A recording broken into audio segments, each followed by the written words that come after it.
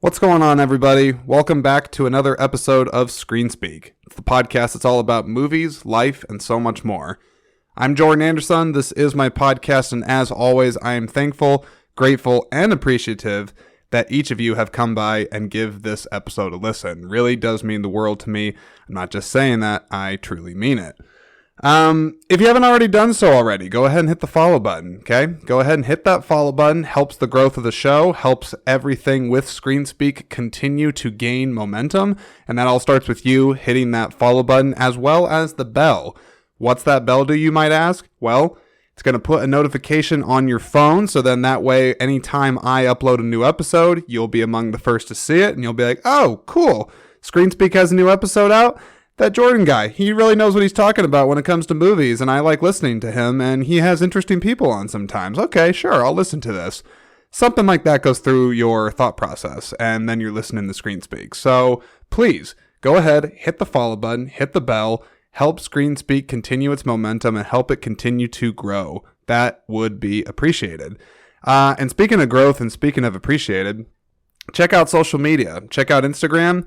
ScreenSpeak is also on Threads. What's Threads, you might ask? Well, I'm not really 100% sure myself. I'm still figuring it out, but it's basically Twitter, except less nasty, I guess. I'm not really sure. I've been told by people that are using it that it's supposed to be like a better, not so toxic place like Twitter is, but I don't really know.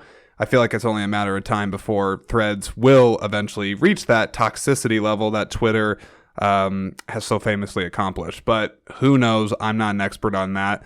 What I am an expert on is plugin, I guess. So let's review. Okay, follow, hit the bell, and also check out ScreenSpeak on Instagram and Threads. And you can also reach out anytime with any questions you have, sponsorship opportunities, cross episodes. You got a podcast, you want me to come on it, something like that. I'm not sure.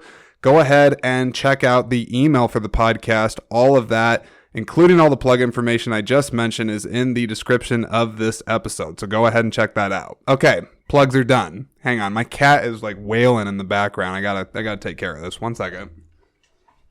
What? What do you want? No. Go. Yeah. Yeah.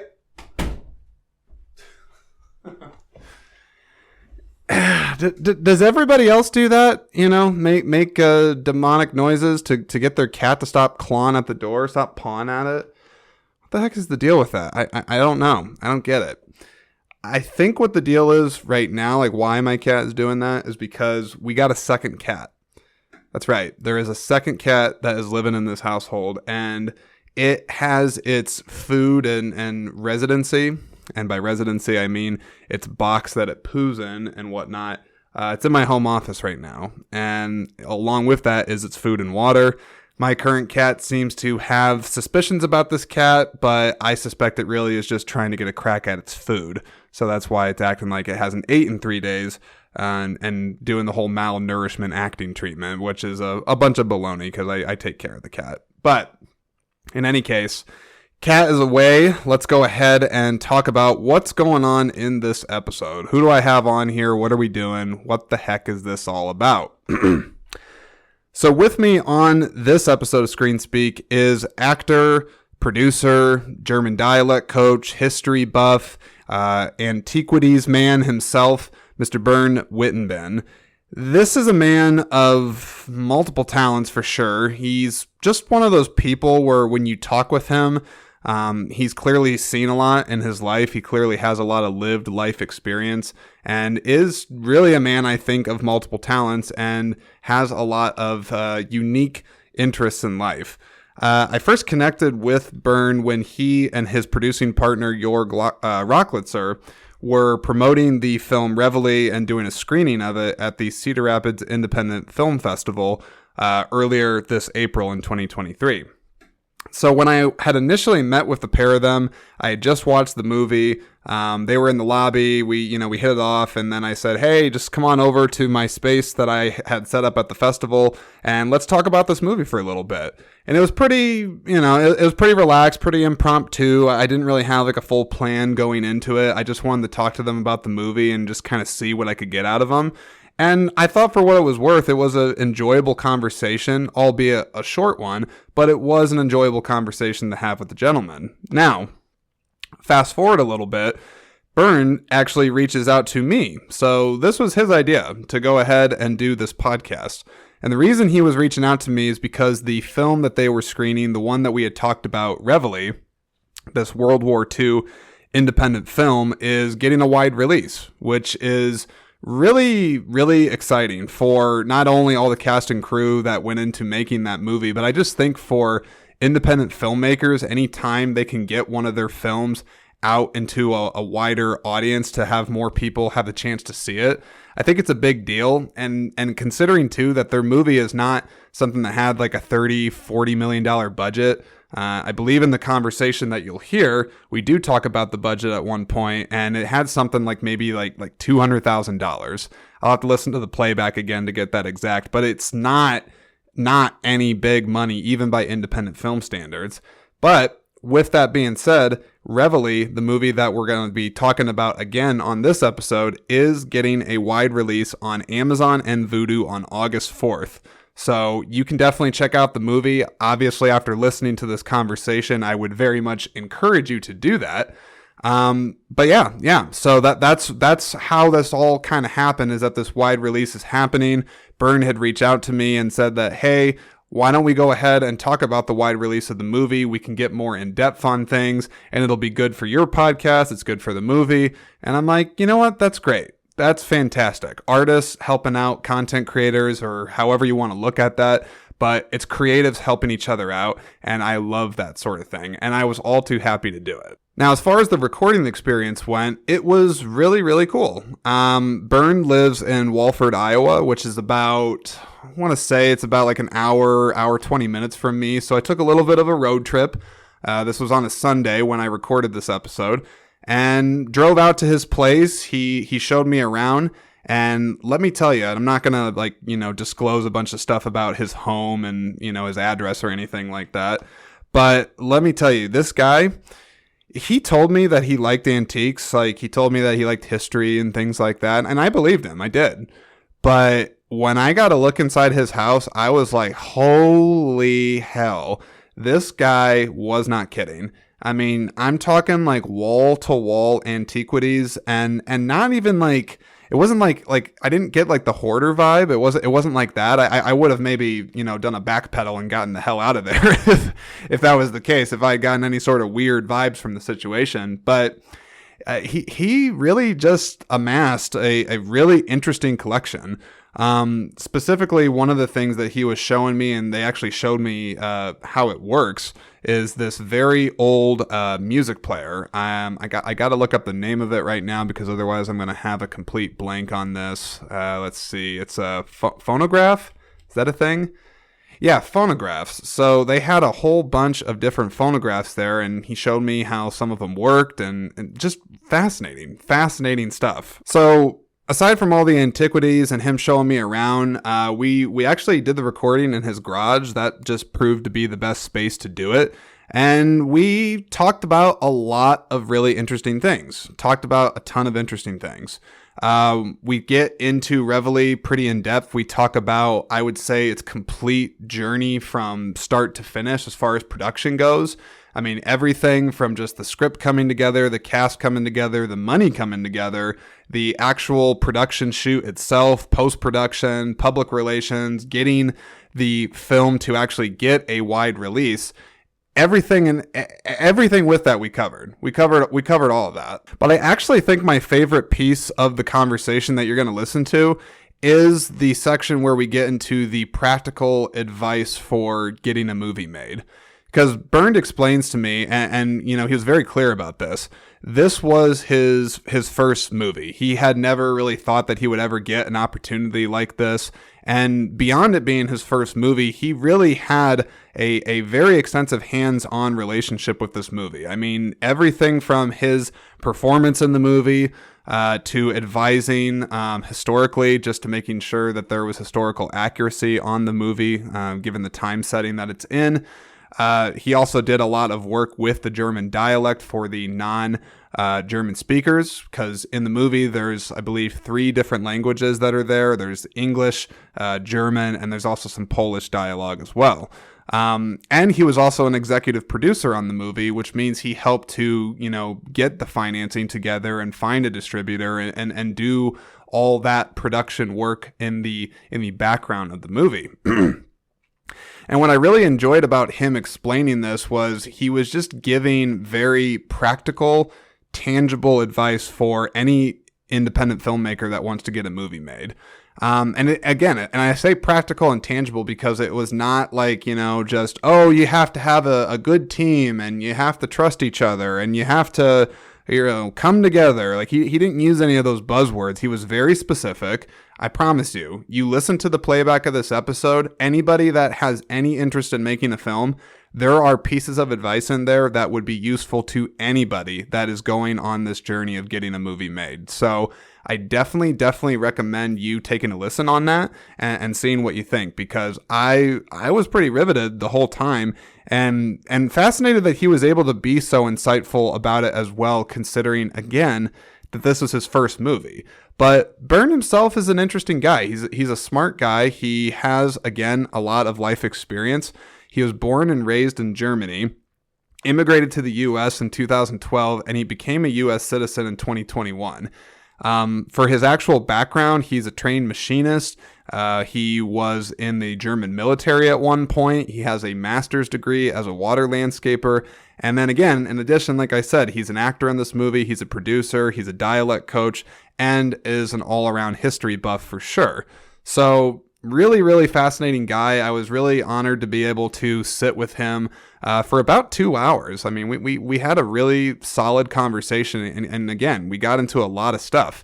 We also talk about the use of live rounds on set, which he filled me in was something that drew some controversy onto the film.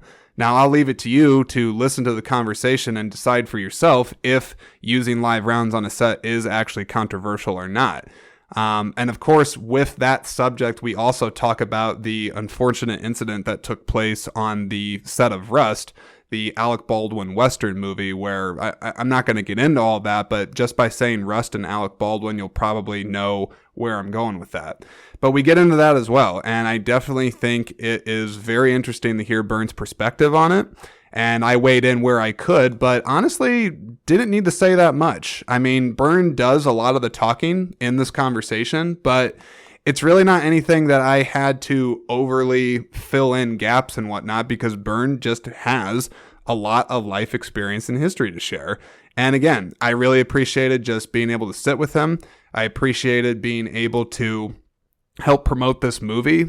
I am excited that it's getting a wide release, because it was one of the movies I enjoyed, I would say, the most out of all those movies that were being played at the Cedar Rapids Independent Film Festival. Like, you could say it's in the top 5. I'm not going to say number 1, but it was certainly an enjoyable film, and I'm excited to see that it's kind of getting out of its festival circuit, and it's going to be available for everybody again on August 4th on Amazon and Vudu. So Reveille, again, that's Reveille.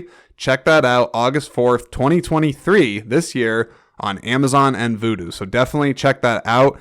If you do decide to watch the movie, let me know what you think about it. Comment with whatever it is that you're listening to this on. You can reach out on social media in any which way you choose, but let me know what you think about this movie when you do watch it on, again, August 4th on Amazon and Vudu.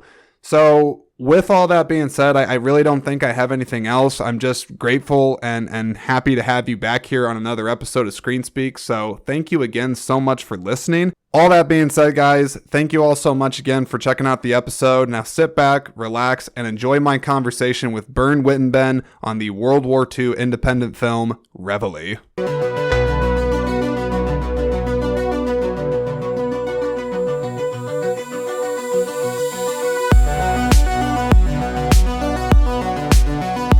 You always drink your coffee just straight up black? Yes. I'm going to say, you ever done like creams or sugars? Some people get overly fancy, I think, with coffee. I'm like, you don't need to. It's fine just the way it is. Just the opposite, because if you drink black, you actually get the real flavor of coffee. Mm-hmm. as soon as you put cream in it, you take the flavor of coffee away. It's just diluting it down, basically. Right. So Bernd, it's very nice to actually see you again in person. Just us two this time too. No offense against Jorg.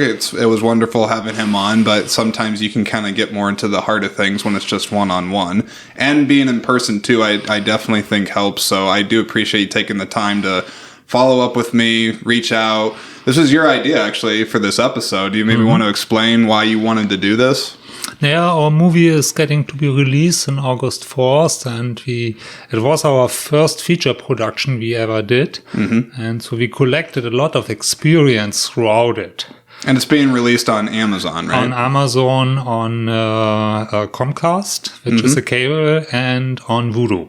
That's nice. That are the three we have so far. There is a couple more in the pipe, but we will release it also online now, step by step. The information gets out when and where it will be available. Was it difficult to get the release on the streamers, or what was the path to making that happen? Basically, we have a distributor with Buffalo 8. Get a distributor is a tricky part. If you get the right distributor, then they take care of all the connections to the streamers and connect you there. And how did Buffalo 8 get connected with Reveille? Actually, I researched distributors online.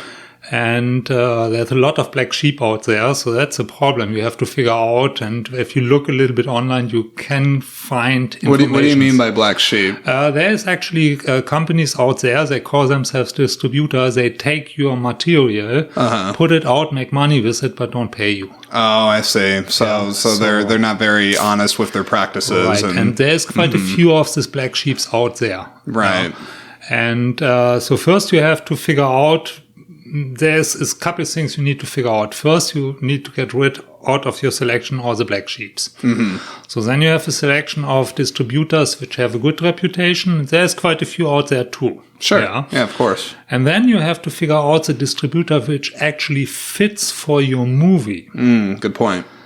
Yeah, so because there's also some distributors do more romances, others do comedies. Right. Next one is more action. Yeah, and you have to look a little bit into that too, because if they are more action orientated and you have a comedy, that might not necessarily bring you the connections you want to have. Well, and from a marketing perspective, I would imagine that these distributors, they've put out other pictures. They may be similar in nature, so thereby they know the audience that they're marketing to. Right. So that, I'm sure, definitely plays a part into it.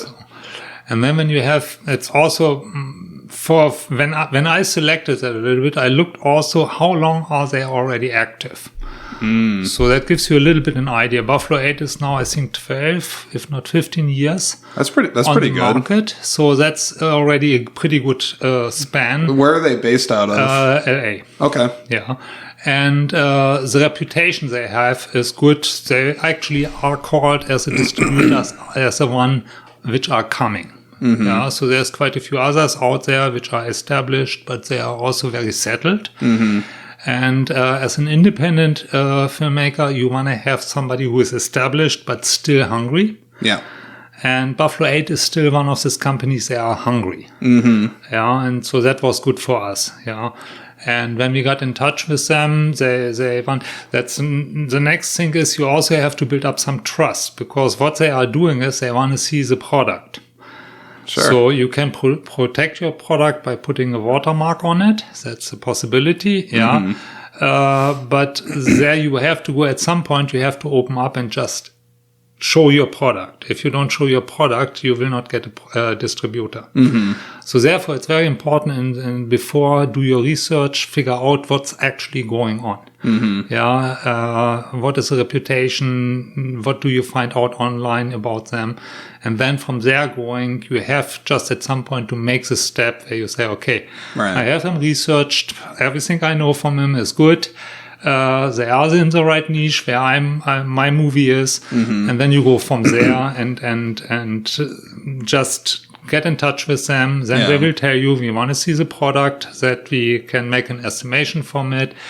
Then you send the product, and if everything works out and the quality of your product is right, that's another important part. If your product lacks on quality, don't even try.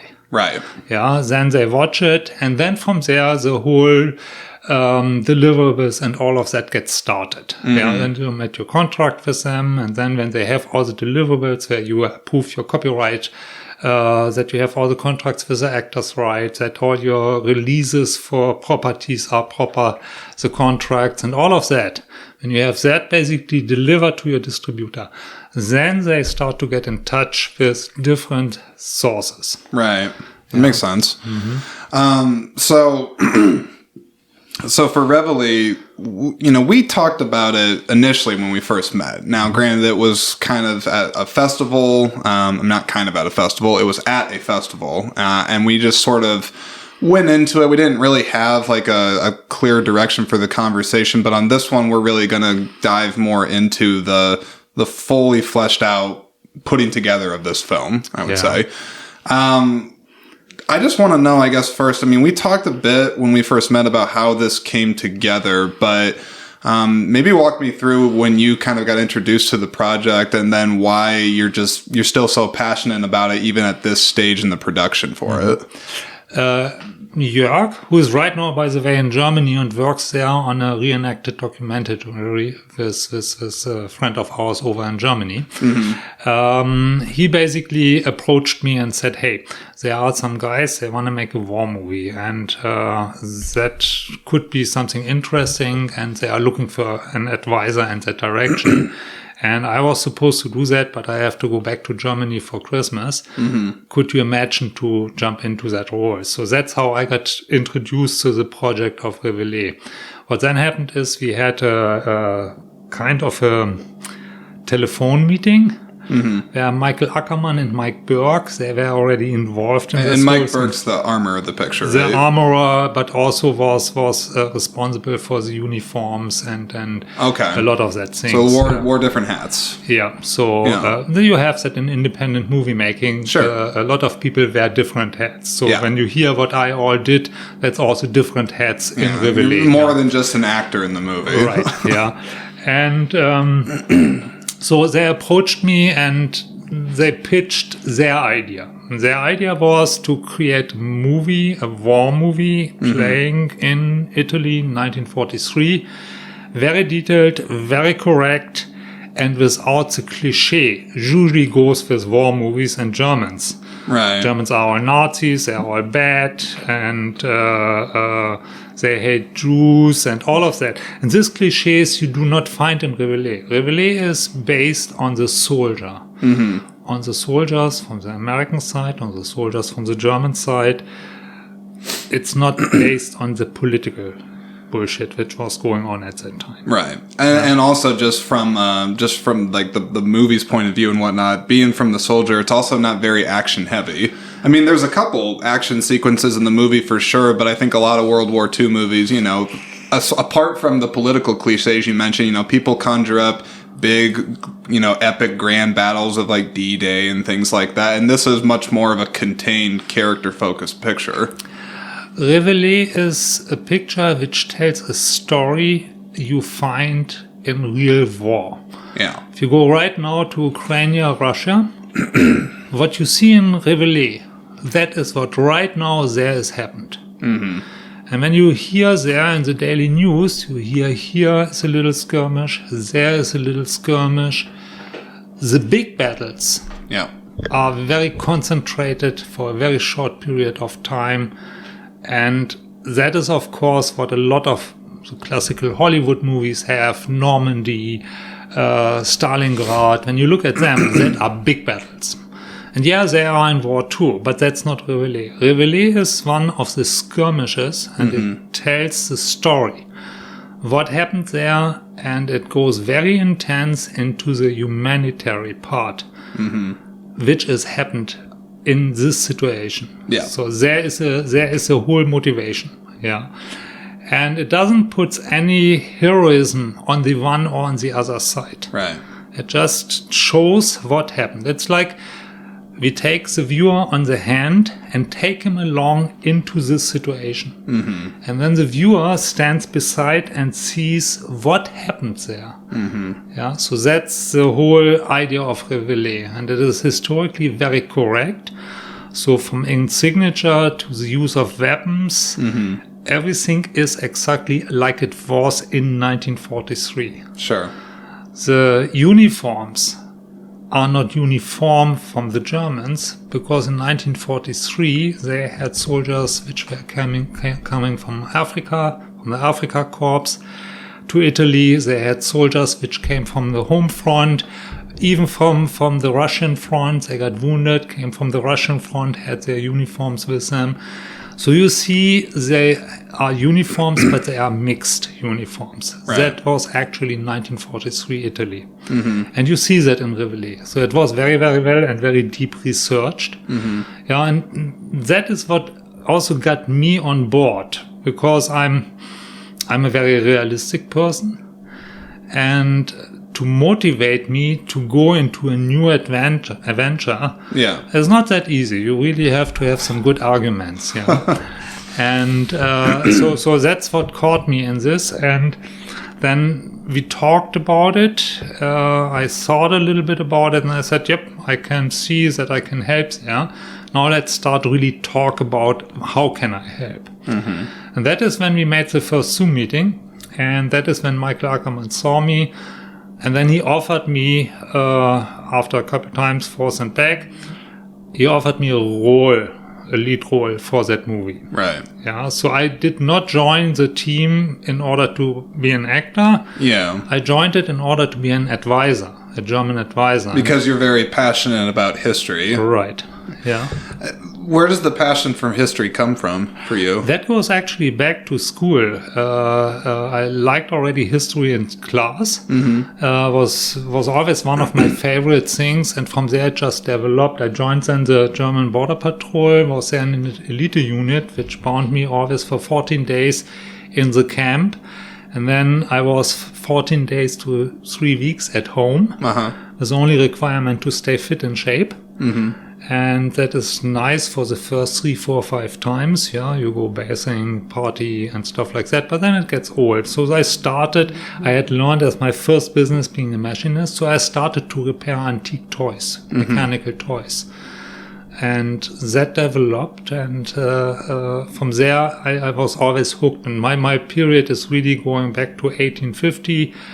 Up to the 1950s. Mm-hmm. Yeah. So that both world wars are between, but that is so the direction. There is a little bit the Franco-Prussian War, which was also a big war. So that are things I'm interested in, and that's where that comes from, and just stuck. Yeah. Sure. So Michael Ackerman was looking for an older guy, speaks fluent German, has military background. And I just delivered that. Yeah, you just happened to be the right guy for that. So he offered me the role for it. I never stood in front of a camera before, but it happened. So then from there, we developed together the script. So Mike Burke had done a lot of research how the movement or which army was in Italy in 1943 at that time when we actually play. Myra Miller started to research American military archives, found the cave and stuff like that in it, found names of soldiers.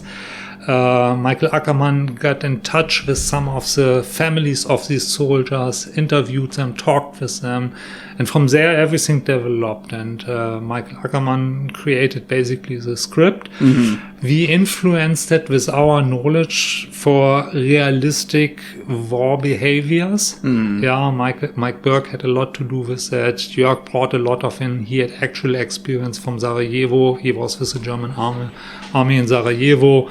I brought quite a bit in. I saw some combat through my time in service. And we brought that all in, brought it together.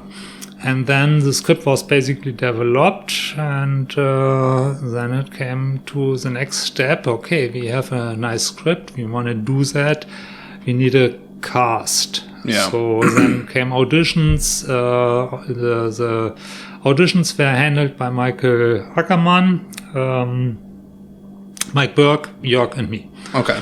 And while Michael Ackerman and Mike Burke had more attention to the American soldiers, Jörg and I paid more attention for the German soldiers. Okay. Which is logical because Jörg and I are both native Germans. Yeah, that makes sense. And my part was then, as a follow-up, basically to train the American actors for proper German. Where did the call go out for the auditions, I guess? Like, how did you go about putting the word out to find actors? That was done by Michael Ackerman. He had a room over in L.A. where we met, and he basically had a camera running and zoomed that to us. And Jörg and I, we were sitting in front of our laptops and we were watching the auditions. Okay. So we had live auditions there, which we saw. But Mike Burke also saw. He was not there. Holden Wei was also involved in that whole thing. He took care of the technical part there. And then we also had a couple actors who couldn't come to the auditions, but they sent in audition tapes. I see. Yeah. Okay. And then from there we picked the cast, and we had a damn good hand. So the cast we had was fantastic. Was it difficult at all picking the cast? Yeah, it was. You want to do it right, but you also have to be willing to do certain compromises. You have an ideal in your head. And the actors deliver. They are good. Yeah, so basically everyone who comes there is good. And then you look for the actor who has this little extra, this little special, what makes him unique for that role. And sometimes you have to compromise there because his uniqueness is maybe something different than you had looked for, but it fits still perfectly for the role. Yeah, so there's, and we really had luck. So that I must say, we got a really, really good cast together. Yeah, I mean the cast of the movie. I mean, I can't say I've heard of any of them before, even though I know some of them were professional actors that had worked in other projects and stuff. Yeah. But I mean, I thought for what it was, they all did their parts, carried them very, very well. Yeah. So you saw the movie, so therefore, that helps. No, we really had luck with that, where great actors did a fantastic job, and that's one of the reasons why Reveille really got such a buzz and such a success. Yeah, I mean, it won about 50 awards. Yeah, was several times best war movie, several times best historical feature. Because where all has it been shown? I mean, I saw it at the Cedar Rapids Independent Film Festival, but I know it's been now showcased at this point elsewhere. Yeah.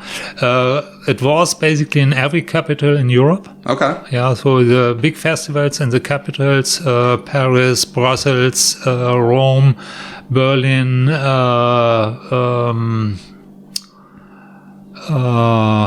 quite a few, like I said, every capital over there, and we won in most of them somehow awards. I would think it would actually, just from an audience reception standpoint, you would actually probably be, I don't want to say nervous is the right word, but like a movie like this, because so much of it is dealing with World War II, which ultimately was largely a war that affected Europe in that area. When you're screening a movie like that, that audience to me there is going to be much more familiar with certain elements of it than certain other regions that you would show this movie. So to me, that would actually be pretty high praise if it does well over there. Right. Which is, I think, what you want. We had the expectation from the beginning on that we said this movie will do good in Europe because of the way it is shown and the honesty in it. Yeah. Right. And leaving out these classical cliches, which you often have with war movies. Yeah. Yeah. And so that was one reason why we also focused with a lot of the festivals. We also won in LA some awards, and then here in Iowa we did good at the Iowa Motion Picture at the Cedar Rapids one. The Iowa Motion Picture Awards we won. We are now going out to the Star Festival in Lansing, which is next weekend. Okay. We are nominated there. If we win, we don't know. We will see. Yeah, but that's we made our way through, and the interesting part is also we won awards over the credit board. So it's really we won for best editing, we won for best score. We won best director, best first-time director, best actors. 2 of the actors out of Reveille won best actor awards, a total of 8. Yeah, and they are split 2 actors, 4 and 4. So it's really, it went over the whole board. Yeah, the best costume and best mask, best prosthetic. Yeah, so it's really that is, I think, what makes Reveille so unique for an independent. That it not just had one part, it's really going over the whole credit board. And also with the actors, it's not just one actor who wins awards, it's actually 2, which tells you how good the team was. Yeah. That's also important. You do not win individual or for the movie awards if the team is not good. There's too many elements in a movie to make it about any one person. Yeah. It's also, if your team doesn't work out, you can be the best actor in the world. Yeah. If your team doesn't work out, you won't see it. Yeah, it just doesn't come. So you don't win awards if your colleagues beside you, around you as actors, don't play right with you. You will not win an award. Even if you are the best actor, you will not win an award if everything else doesn't fit together. The movie has to be good in its whole, and your team has to be good in the whole. So what happens at the point when the casting gets locked in? Like, what's the next steps after casting? Okay, then then at that point you are parallel while you are starting casting. You also start to look for finances. Yeah, you have an idea. You start scouting. Like location scouting. Location scouting. Yeah, you start scouting for that. That's all going hand in hand. Yeah. And the financing is, of course, always a big problem. You also do at that point already try to analyze a little bit your target audience, because that's very important. How big is your target audience? And did everyone have an idea of what that audience was beforehand? Not when we started out with it, but then we did certain steps through the internet with certain test posts and stuff to figure out. Of course, we knew that the reenactor scene is a potential target group for us.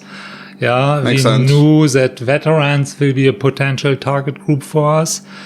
Historians who are going into that direction would be a potential target group, certain teacher.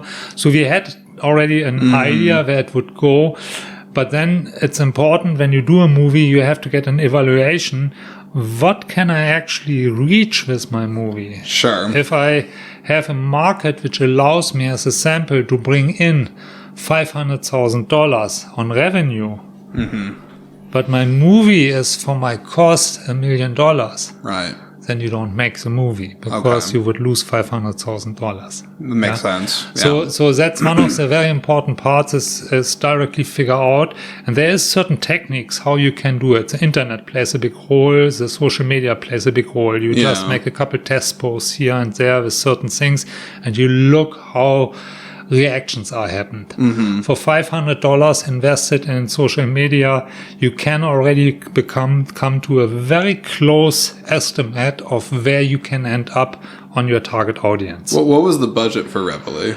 The budget when we planned it was $140,000. Okay. Yeah. Is that what it turned out to be, or did No. We ended up to I would guess when we figure now everything with advertisement, with publisher and all, we ended up at about $200,000. Okay. Not quite, so $190,000, $200,000. And how do you get some of the early financing done? I mean, is it just from, like in-kind donations, distributors? I mean, I'm sure there's a lot of different ways independent films get their funding.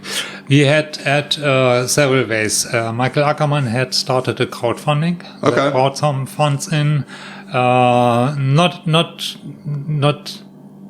big money, but it brought money in, which helped already to get started. Then Myra Miller, through Fifth Step Research, got some investors. When Jörg and I got involved, we decided we jump in too with some of our own funds. Myra jumped in with some of her own funds. Mike Burks jumped in with some of his funds.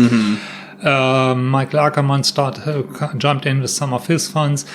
Jörg and I, we founded a Film Farm Iowa and also found investors. We have some investors from Europe, but we also have some investors here from Iowa. So that helped, and that basically brought the money together that we actually could do the shooting. And for the shootings, up to the shooting, including paying for the actors, for logic and food and all of that, the budget was $145,000. How does the pitch look for getting those people? I mean, like you have like I'm sure like an idea of like, you know, where we can kind of pull these funds from, but I'm always curious like how the actual selling of it goes, where you're like, okay, we have this movie, this is what we're wanting to do with it, we think it can do this.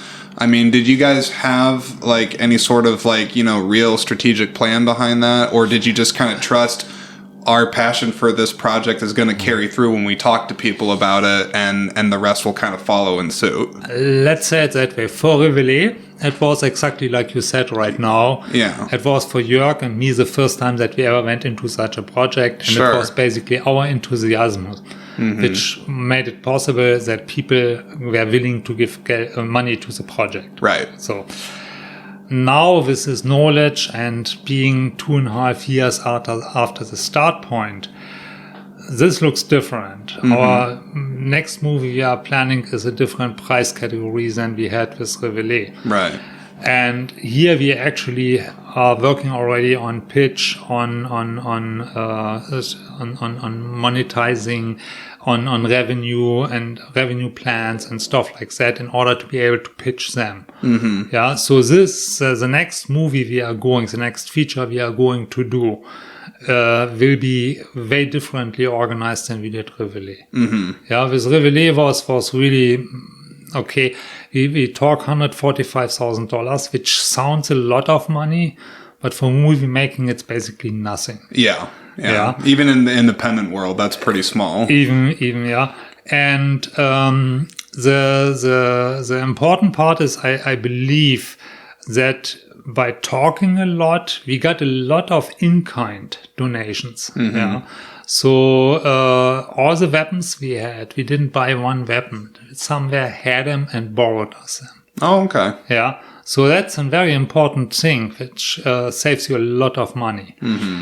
We didn't went with the actors into a hotel. We rented an R&B. Okay. And we created in the R&B, basically in the basement, a camp situation. One side of the basement was the camp situation on courts for the Americans. The other side was on courts for the Germans. Makes sense. Yeah. So that saved a lot of money and made it possible. Yeah.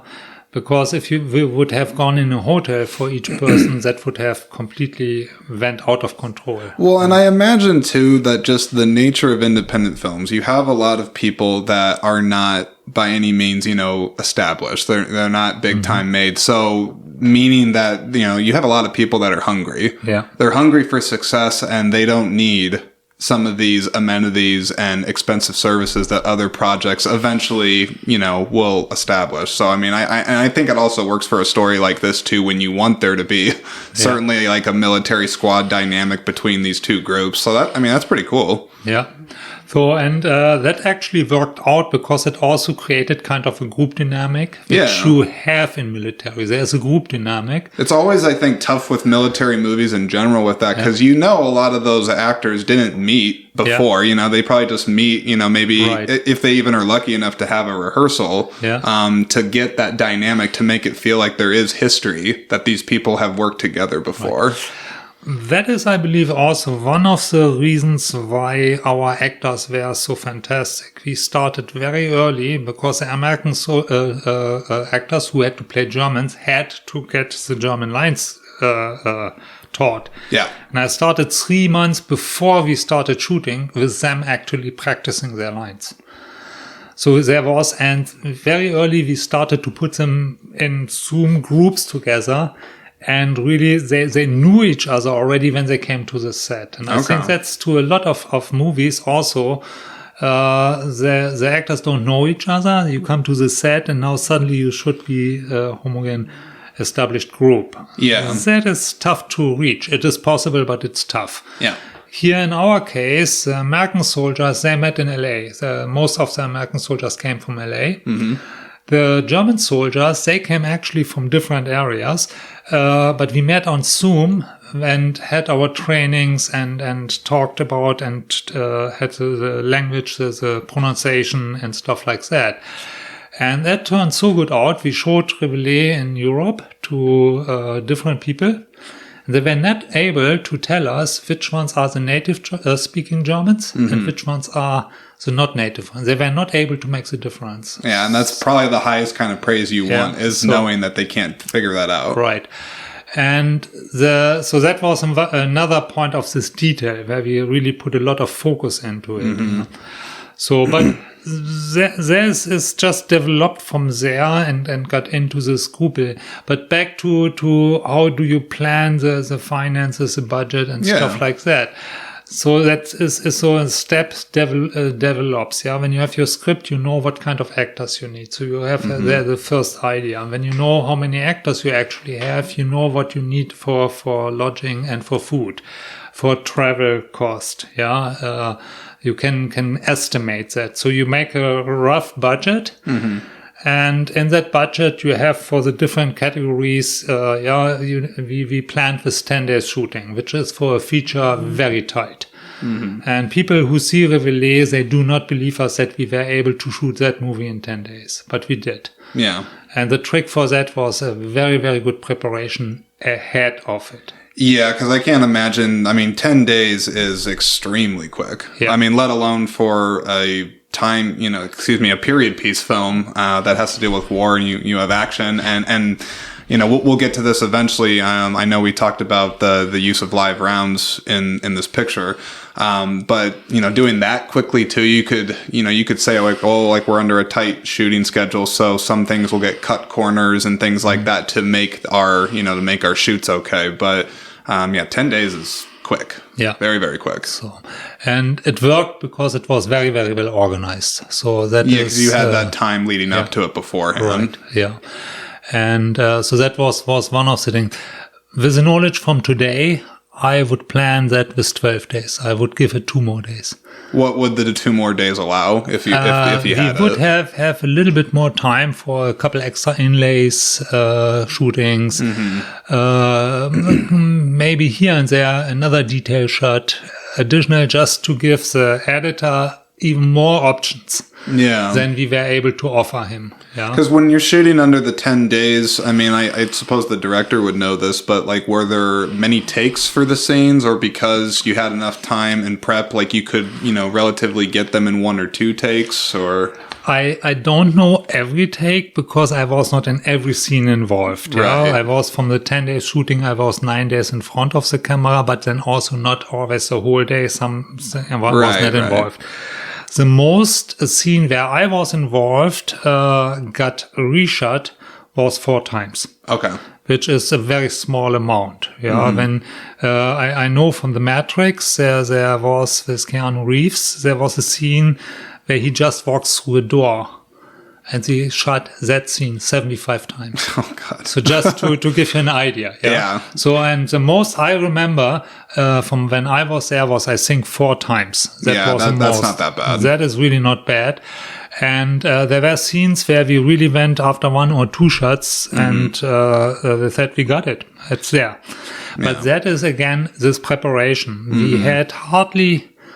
I cannot even recall that we ever had to reshoot because an actor didn't know his line or had forgotten his line. Yeah. They had him. It was just there. Yeah, I remember they did a shoot in one through in the cave later on, a very long scene. Yeah, and they did it in one through without interruption. Then they did the same scene from a different angle again. We had 2 camera guys shooting, so we had 4 different shootings of that scene. That was all they needed in order to be right for the movie. Right. Yeah, and so that was where I said this preparation ahead. The quite often the table readings we did already ahead on Zoom with the actors from the different areas. I believe that it was a key to make it possible that we were able to actually shoot Reveille in 10 days. That makes sense. Yeah. So I got to ask you, I definitely want to talk about this live round thing that you talked about. You had shown me an article before we had actually hit recording talking about how, Reveille, I don't want to say, controversial, like it's like a controversial picture. I wouldn't say that, but certainly this element of it you're saying is getting some attention, certainly in part because of what happened on the production of the Alec Baldwin picture Rust.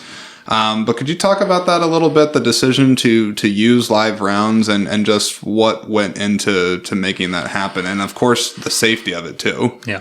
When we talked and planned Reveille, that was before Rust.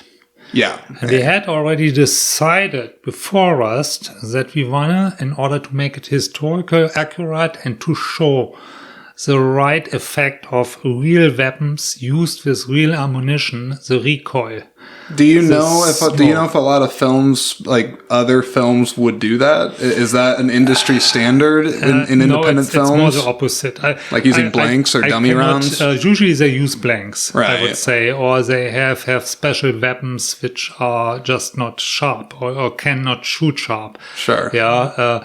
And I don't have the experience that I could tell. I know other movies where they actually used real ammunition. I don't know. I don't have the experience, but I know when we planned the movie, when we talked about it, when we talked with Mike Burke, who then also was the armorer for the movie, that the decision was made from us, Michael Ackerman, Mike Burke leading, and Jörg, Myra, and I. We agreed to it, knowing that Mike Burke was really somebody who takes weaponry very seriously. Yeah, so he's not toying around with that stuff. So we had agreed that we wanted to use real weapons with real ammunition, and we went even so far that we organized to have ammunition which was produced 1940. So actually from that period where our movie plays, because a bullet from that time sounds different than if you have a bullet which is produced in today. Right. Yeah. So that far we went. And then just a couple weeks before we actually went, it was everything organized. We had the weapons, we had the ammunition, everything was there. And then Rust happened. Right. And that was, of course, a difficult situation because the first thing, my first thing for which idiot did that? How can that even happen? Yeah. How stupid has from everyone involved there, how stupid. How can you pull a trigger without having checked the gun? Yeah. That's just one thing I had directly in my mind. But still, this thing came up, and that was difficult for us because we had to deal with it. Right. So when we talked with our actors, and Mike Burke talked with them more than I did, and he put a lot of effort in building up the trust and the security for the weapon. So every actor, before he actually got the weapon explained. He got showed how to check the weapon, what you do in order to make sure there is nothing in it, and so we stuck with it. We had made the decision before Rust happened. Then Rust happened. It was a problem. We had to talk with the actors. We had to build up the trust for the actors that we know what we are doing. Mike Burke knows what he's doing. Michael Ackerman knows what he's doing when it comes to weapons. Luckily, we had quite a few experienced veterans on set. Jörg is a veteran. I'm a veteran. Joe Bon Jovi is a veteran. Mike Burke is a veteran. So we had quite a few of veterans. Kevin Sinek is a veteran from the Austrian army. So we had quite a few who had actually weapon experience. Okay. Yeah. So that helped. And our young actors, they were really good in listening and handling it, which did not have any military experience or so. Yeah? And we have a couple actors. The youngest one is 15, was Joni. He had no experience with it, but they were very, very willing, very listening, and very careful. Yeah. And we shot the movie. We got fantastic scenes. When you see it in the movie, it's really believable what you see there. Mm-hmm. Yeah. And there was not 1 second where could have been even any danger occurred. Mm-hmm. Mike Burke took care. After the shooting was done and the cut came, the actors were not allowed to move. They had to just stay. So like as soon as they're done firing the weapons and cut. The cut, and then they just froze. Okay. They did not do anything. Right. And Mike Burke and his guys who helped him with the wardrobe and all, Brian and Sam, they went to each actor, made sure that the weapon is secured, that that there is no bullets in it anymore, took the weapon from the actor, secured and made. And every time it went through 3 hands from the actor, Sam, Brian, Mike. 3 hands. So every time. It was also, the actors had the opportunity to go with Mike Burke on a shooting range. Okay, good. We gave half a day for the actors to get familiar with the weapons, and they had fun doing it. They enjoyed it. Yeah? And they shot weapons they usually never get in their hands. So some of the 1943 weapons which were there, Americans as well as Germans, you just don't get a hold of today. And they were allowed on the shooting range to shoot these weapons.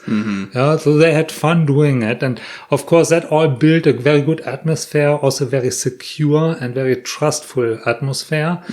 And there was a very high... Everyone had at any time the right to call stop if he felt insecure. Okay. That was one of our rules. If you feel something is not right, you feel insecure, just call stop and everyone freezes. I think it's important that you actually are taking the time to flesh out the actual safety precautions. Because I think a lot of times, like, at least just from conversations I've had with people about, you know, weapons and movies and things like that, you hear about that there's an armor and stuff, but, you know, you just assume that they're the person that procures the weapon and just makes sure that, you know, there's no rounds in it. But, you know, talking about the importance of making sure the actors are not moving after they've discharged rounds and making sure that they feel safe, that they can, you know, stop something at their control if they do. The firearms training and whatnot. I think all of that's very important for people to understand, because I don't know how many people would know about this stuff unless they're actually going around handling weapons. Mike Burke had set very strict and straightforward protocols. Yeah. And he knew exactly how many bullets were given out, how many bullets were shot, and how many bullets had to come back. I'm going to change this out really quick, and then we'll resume, okay?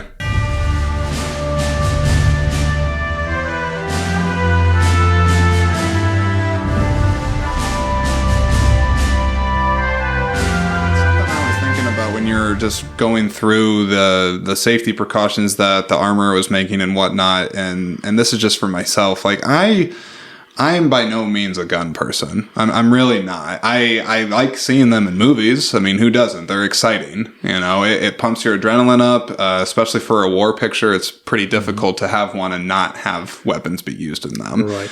But that being said, even though I myself am not a person that really feels very comfortable handling weapons and whatnot, I think there's a lot of education that still needs to be had about the use of weapons and using them safely, ethically, and making sure that it's being used truthfully in the context of a movie. Because weapons to me are something that you absolutely should show respect. And you should be afraid of them because of what they are capable of doing to a person. The point is, I see this a little bit different. I know what I'm saying now will be very controversial. Okay. Because I say there is absolutely no reason why you could not use real weapons with hot ammunition. There is no reason. If you follow the rules, the protocols, then you are completely on the safe side. Right. The problem comes when people start to cut corners, and that is what happened at Rust. How now exactly legally or so, I don't know. That is also not my thing to judge. Right. That is the courts and whoever now in the aftermath has to deal with that mess which happened there. For Reveille, we made sure that Mike Berg had the absolute authority. He set the rules. He was the one who had the control. Mm-hmm. And it was done how he gave it. So, and there was no other one except the both guys he had selected and had trained who helped him. No other one was involved in doing anything. Mm-hmm. And that's exactly how that has to be. There has to be clear responsibilities. There has to be clear protocols in place. And if you follow that lines and they are done right, then there is no danger. Right. Yeah. And that is, I believe, where the problem is. The problem is not in using real weapons and hot ammunition. The problem is when people start to cut corners. What would be some corners that people would cut? As a sample, it's always about money. When it comes to movie, it's always about money and time. Sure. If you don't give the time that the actor gets familiar with the weapon he has to handle. Mm-hmm. The first thing, before an actor even gets the weapon in his hand, he needs to get it explained. You need to take the time to explain the weapon to him, mm-hmm. to make sure that the actor by himself is able to verify that this weapon is cold, means no bullet in it, yeah, or hot, bullet in it, mm-hmm. that he is able for himself to verify that. Mm-hmm. So there it starts. You need to give the time that the actor gets familiar with it. Mm-hmm. Yeah, and like I said, our actors had the opportunity to go with Mike to a shooting range and shoot there. Yeah, for half a day. And that did a lot of good. In the evening, before we started to work actual with sharp ammunition, hot ammunition and real weapons, every actor got his weapon from Mike, explained, showed, handled, mm-hmm. and they practiced. Right. Without ammunition, but they practice. How do I check it? How I do? Where do I look? What do I have to do in order to be able to check? Sure. Yeah, and that were the steps which you just have to follow up. And then there was a very clear thing on the set. The weapons were given always empty, and then Mike Berg was the one who loaded them. The actor knew now it's hot, now it's ready to go. I have to go in that direction. The weapon was already directed in the direction it has to go when the actor got it handed. Uh-huh. Yeah, all of these things. And the cameraman was one of these really big samples for me. Cooper Shine, great guy.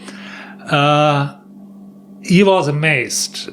Mike Berg sent him out of a certain area. And he said, when we shoot with blanks, I'm always in this area. And Mike Berg said, nah, that is not safe. I want you 10 foot more out of the picture. Okay. And you shoot from there. That's how we do this. Mm-hmm. I want you away from here. And then Cooper said, when we shoot even with blanks, yeah, and Mike Berg said, even with blanks, you have stuff coming out of the front. I think it's good that you say that because some people I don't think know about that. Right. They assume a blank round or a dummy round is just, it just makes the recoil, it just makes that fire effect come out the gun. But it's like, no, like things still will project out of those. You can kill somebody with one of those. Yeah. That is just the pressure which comes out. But at the end of the sentence, you still get the spark and you still get black powder exploding. And that just pushes out, and there's particles in the black powder, they just come out, even with blanks. So therefore, even there you have to have the security, yeah. And therefore I really say, if you follow the rules, if you put security and give the time for security on the first priority, there's no reason why you cannot use them on a movie set. Is it difficult from like insuring a film or like during the production of it using the live rounds? Like, cause I imagine just like any film coming together, there's permits that you have to get and things like that. Does using the live rounds make that a factor or make it more difficult to achieve? I actually cannot answer that question because the whole insurance package was handled by Myra. Okay. And I do not exactly know how that went up or what was included in the policies or That's not. fair. Or so I just don't know it. No, it's okay. It's just a curious thing because, again, I just imagine that, especially after this Rust situation, I'm sure there's plenty of studios and financiers and people that are making films that if they know that there's going to be a weapons element to it, like surely it has to be a factor in the actual making and funding of a movie too. Yeah. But like I said, also, if you just shoot with blanks, you still have the problem that there is an accident potential if you cut corners. I think regardless of the type of film, if it was period or not period, if you're using weapons, there has to be the strictest of protocols and regulations followed, and there cannot be any exception. And for that matter, too, and for all I know, there could be information about this that I'm not aware of. I have to imagine that amongst these very experienced studios that are using weapons all the time in their pictures, there probably needs to be harsh punishments or penalties or fines or something that are levied against people that do cut these corners and do these things, because otherwise, what's going to stop a person from doing it, right? Let's put two things are, I think, right now very important to mention. Yeah. The security protocol is for hot weapons basically exactly the same as for prop weapons. Because no matter what, you always have to check your weapon for possible danger.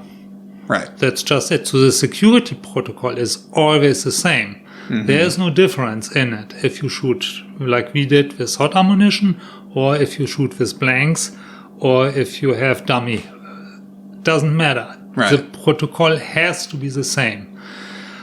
The punishment, I believe, comes to carry at the moment when you actually get unions involved. Okay. Yeah. Independent, there is always a little bit this point. A lot of independent movies are made without really any control function behind it. That changes at the moment you get unions involved. Yeah. So Reveille was done without unions. Yeah, it's an independent, non-union production. Sure.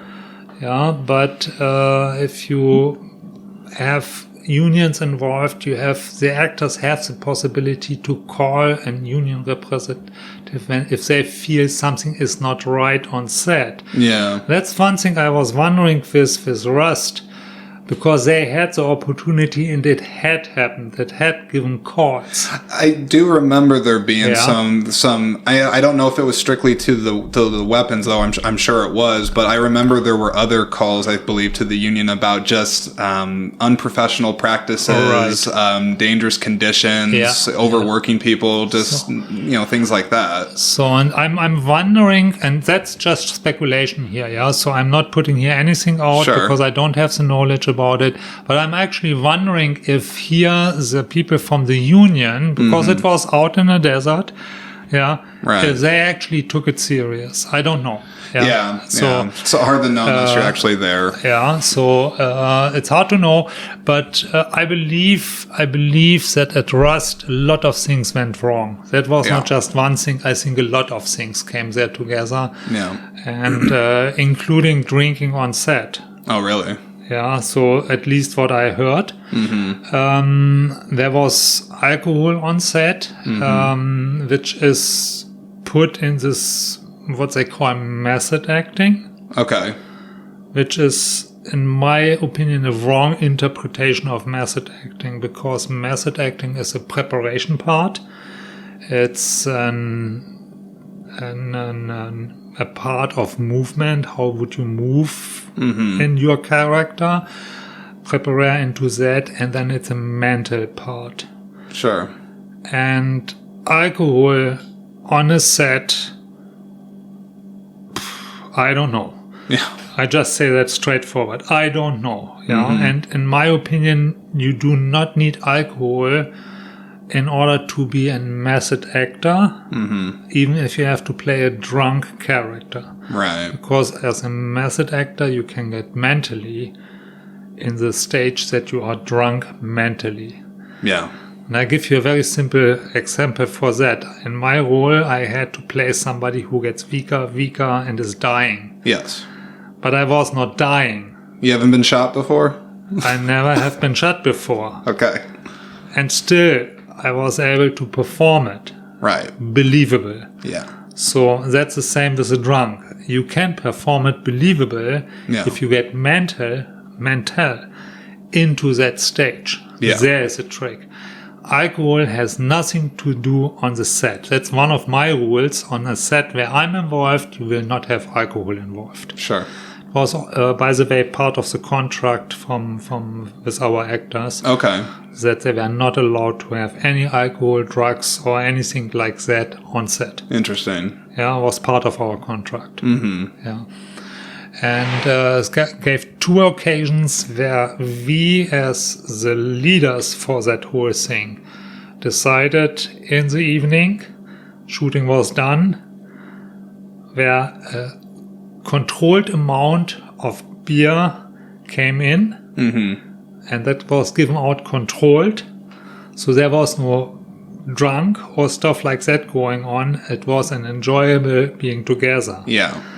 There was one time in the middle, and that was at the end after we had wrapped. Mm-hmm. Yeah, and after we had wrapped, there was a little bit more coming in. Right. Yeah, but then it was done, and everyone could just relax and start to get out of character and stuff like that. Mm-hmm. Yeah, but all the other days, there was no alcohol involved, and it was not allowed.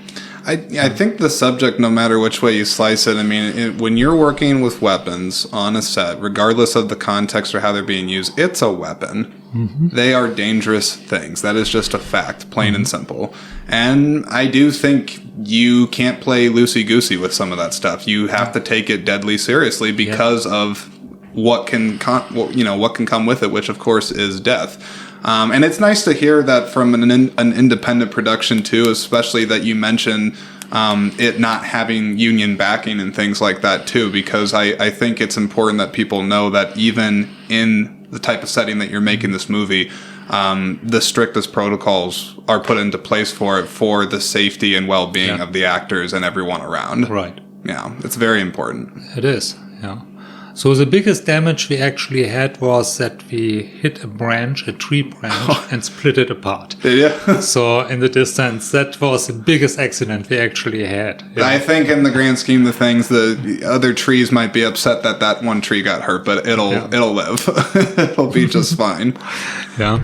So no, I think we talked very clear about it. And like I said, in my opinion, if you follow the rules, if you follow protocol, and you do not cut corners, then there is no reason why you cannot use weapons and hot ammunition. I think it's especially the last thing I'll say about this Russ thing, and we can continue, but it's when you even first mentioned, like when you heard about it, your reaction was like, what morons are, this doesn't make sense. This defies logic.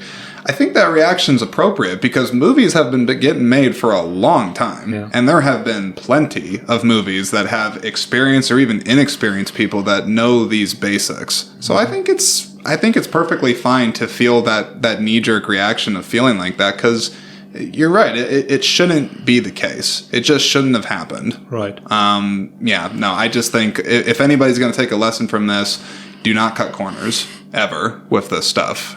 Weapons can kill you, plain and simple. There's other things that can kill you too. If you go in a machine factory, there is big heavy machinery running. If you don't handle it right, it can kill you. Right. Yeah. Again, protocol, follow the rules. That's why you have OSHA. Know what you are doing. Yeah. That's the important part. Driving car, truck, any kind, backhoe, that are all tools which can be deadly. Yeah. Yeah. And if you follow the rules and all, then accidents can happen. Mm-hmm. But that is then an accident that for some reason the bullet is mismanufactured and explodes in a barrel. That can happen. Right. It's rarely happened, but it can happen. That's what you call an accident. But that also is not necessarily a deadly force because it's contained within the barrel and it gives just a very heavy recoil and stuff like that. So you have to see there is a risk, with a car. Yeah, of course, a tire can blow. Right. Yeah, and then is the question if the reaction of the driver is correct and nothing happened, or if he overreacts and suddenly boom and he is in the ditch. Yeah, so things can happen, but that's what the difference is. We are talking about accidents. When we talk about rust, this was not an accident. That was stupidism. Yeah. That simple it is. Yeah. Well, I certainly think going forward, any production is sadly going to use that film as a lesson. I mean, I don't know how else to look at it in that just use it as a teaching moment and try to move on. I mean, that's all you can do. I will say, though, and I don't know if this is controversial, but I am glad that they're finishing the production. As strange as that may sound, just because I feel like a lot of people really put a lot of time and work into a production. And yes, it's of course horrible what happened on that, but at the same time, there's a lot of people that really care about this sort of thing, and I don't know at what stage into that production they were, but if they got enough of it in the can, movies are so hard to get made anyway. I wouldn't want it to not get finished. I mean, I would still want it to honor the work of who lost, the person that lost their life, the people that were injured. I don't know what you think about that, but... The husband of Helena Hutchinson is involved now in the production of it. Yeah. And I believe, I don't know, I never talked with him, but I believe he's doing that in order to honor her. Yeah. And it will be for sure a movie which will be always with her name connected. Yeah. With her legacy about it. And I think that's a consideration we have to see there. So therefore I think it's right that this movie is finished. I agree with you. Yeah. So getting back to Reveille on here, we talked about when we first met about just overall shooting on the movie. I know you had talked about what it was like to be playing near death and then eventually dead. That was certainly interesting. But when you do get into the post-production on a movie like this, I'm wondering if you can kind of explain how long of a process that would take. Because, on an independent film as well, you have... limited assets to say the least. You don't have as many people that can work on the editing and the PR side of things, if you will. Could you talk about that and how that all happened after the picture was wrapped up? Reveille, so we got the picture wrapped, then it was about a 2 to 3 week break, and then the editor started to work with Mike Lackerman on the process. Nathan Frankhoff, great guy, did a fantastic job, won awards for it, which I really liked, for his editing job. He, in record time, he put the movie within 3.5 months, he put the movie together. Do you know how much footage was shot initially, or was there any footage that got lost in the edit? As far as let's say it that way, I know it's a lot of footage, 10 days, 12-hour shooting days. 120 hours, 2 cameras, plus sometimes a third one. So there was a lot of material. And what he did is he basically created first a rough cut that was about 3 hours long, and then he digested from there together, made sure that the sequences worked out and all, and we ended up with 1 hour 49, I think, or 1 hour 39, somewhere in that direction. I don't even know exactly. And I think it really turned nice out. And but I think 3.5 months he was in the editing room. But that's also one thing professionals from Hollywood will not believe that, because they have whole crews on it, on movies and on features, and they don't get it done in 3.5 months. So that's where they're just independent. Sometimes if you have the guys who really have a possibility, he was able to really put the time in, work every day on it.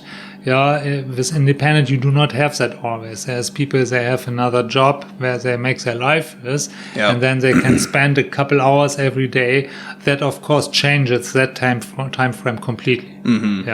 So from the day where we decided to make Reveille to the day where it will be actually now released to the public on August 4th on Amazon, it's 2.5 years. Wow. Yeah. Wow. So, and you can really say that Reveille from the timeline here was done in an optimized way, optimal way. Mm-hmm. So for every independent producer who has not full-time access in working on it, you have to extend this timeline already. Yeah. Yeah. I think, editing, it's something we talked about before we had hit recording on this as well. It's just, I could talk about that alone for a long time because it's such a tedious process. Yeah. And it's so meticulous. And one of the things I always think about, too, is in post-production on really any movie, I think it has to be one of the biggest challenges of the editor is that you're just seeing the footage so often. Yeah. And eventually, I mean, you have to get to that point where, you're almost not even looking at it from an audience perspective. It's just, I've seen this footage now for months and I'm just trying to still keep it fresh and have the pacing flow with everything else.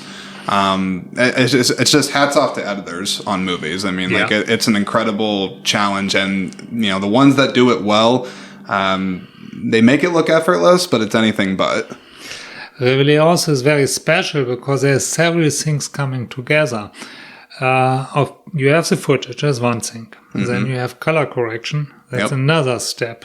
Goes through the whole movie again. Mm-hmm. Then you have the soundtracks, go also through the whole movie. That's your third time. And soundtracks, you often have several soundtracks combined. Right.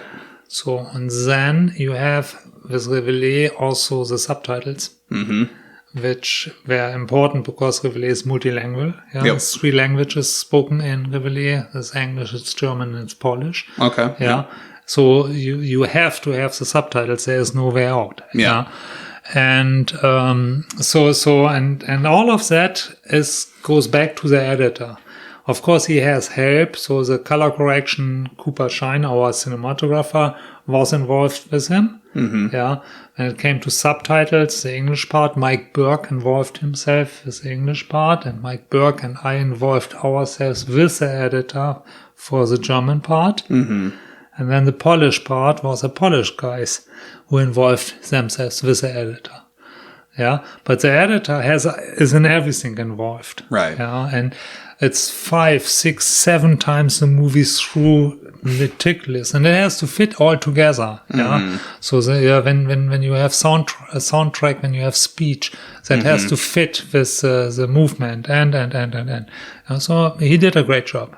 Yeah. So no questions asked about that. How many people are doing, I guess, PR for the movie? I mean, I know you're happy to talk about it, but I mean, like, is the director, talking with people? Is any of the cast, talking with anybody? I'm just curious about that. I assume that now where we are coming more into the stage that Reveille actually gets published, that more of the cast will be involved. Yeah. Up to here, assets like pictures and certain text and log lines and stuff like that were delivered by Michael Ackerman and Myra Miller. Mm-hmm. They delivered that.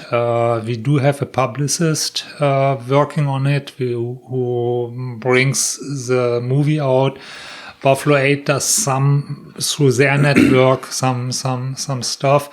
But the really intense, where now actors get involved, will come with interviews when the movie is released, that they show up. You had a little bit interaction at the festivals. You have seen that there. Yep. Yeah. So there we had a couple here and there, but I believe the real part where now the actors have to go and get interviewed, where the producers get interviewed and stuff, I think that's right now starting to begin.